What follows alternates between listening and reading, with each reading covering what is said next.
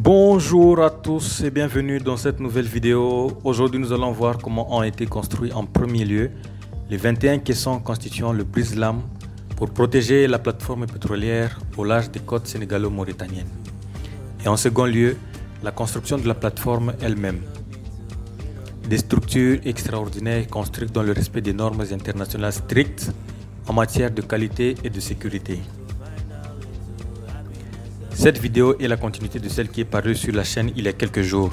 Si tu n'as pas suivi la première partie, je te mets le lien en haut et en description de cette vidéo.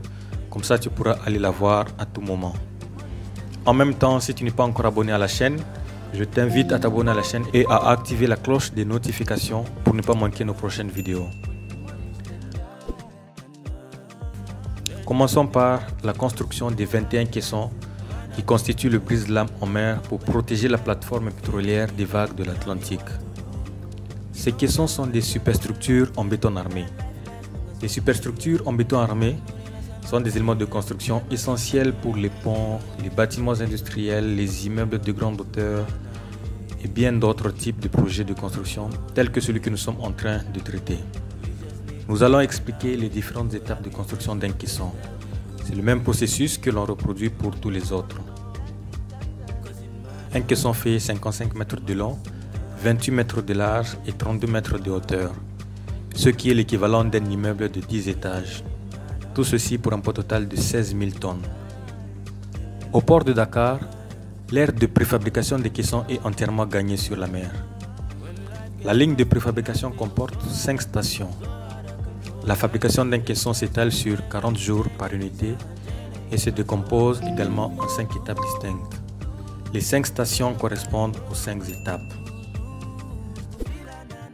Première station, réalisation du radier.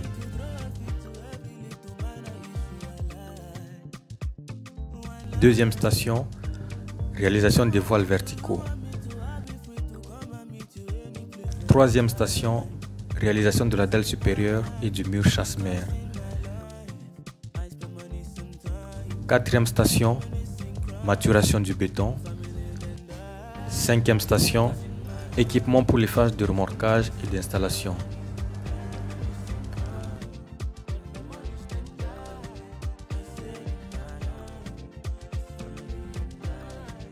La technique utilisée pour tenir le délai de fabrication de 40 jours pour un caisson est dite la technique du coffrage glissant. La technique du coffrage glissant est une technique qui permet de construire un ouvrage sans interruption. On coule le béton et les ouvriers travaillent 7 jours sur 7, 24 heures sur 24 jusqu'à l'achèvement de l'ouvrage.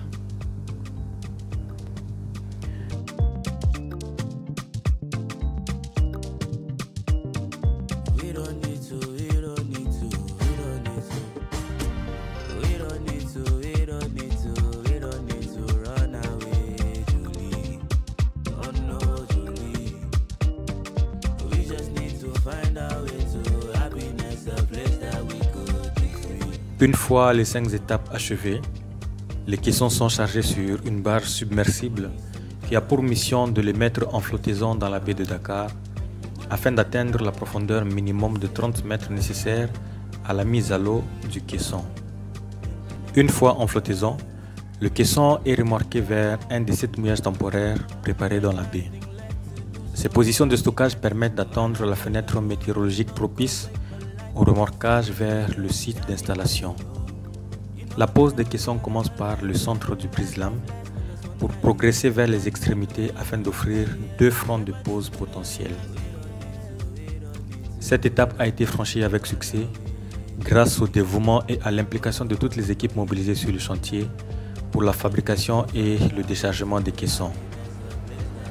Plus de 1500 employés de 22 nationalités différentes, dont plus de 97% sont sénégalais, ont travaillé 24 heures sur 24 et 7 jours sur 7 afin de réaliser ces structures extraordinaires dans le respect des normes internationales strictes en matière de sécurité et de qualité.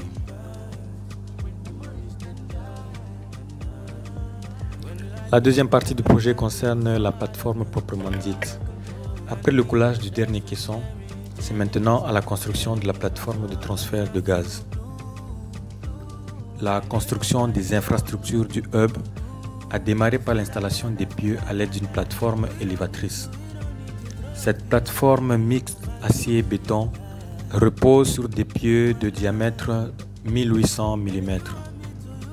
Ces pieux sont interconnectés par une structure métallique de plus de 3000 tonnes, installée et boulonnée offshore, sur laquelle des éléments préfabriqués en béton sont installés. Les structures supérieures acier préfabriquées en Asie sont ensuite installées à l'aide d'un moyen flottant à forte capacité de levage.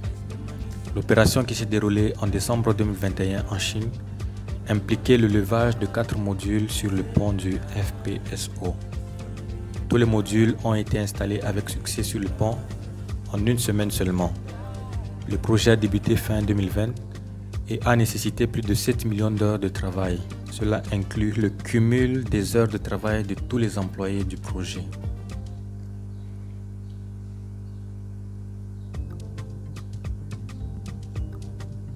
Quelques chiffres impressionnants sur le projet: 21 caissons, 130 000 m3 de béton, 30 000 tonnes de barres de renforcement, 635 000 m3 de sable, 185 000 m3 de sable dragué, 1 099 000 m3 de matériaux de carrière.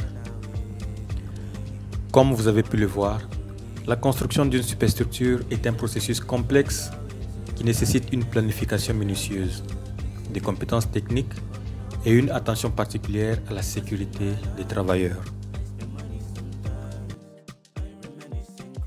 Nous voici arrivés au terme de cette vidéo. Nous espérons que vous avez appris quelque chose de nouveau. Nous vous remercions de l'avoir visionné. N'hésitez pas à laisser un commentaire pour nous dire ce que vous en pensez. Abonnez-vous à notre chaîne si ce n'est pas encore fait pour plus de contenu sur la construction et l'ingénierie. Portez-vous bien et à très bientôt.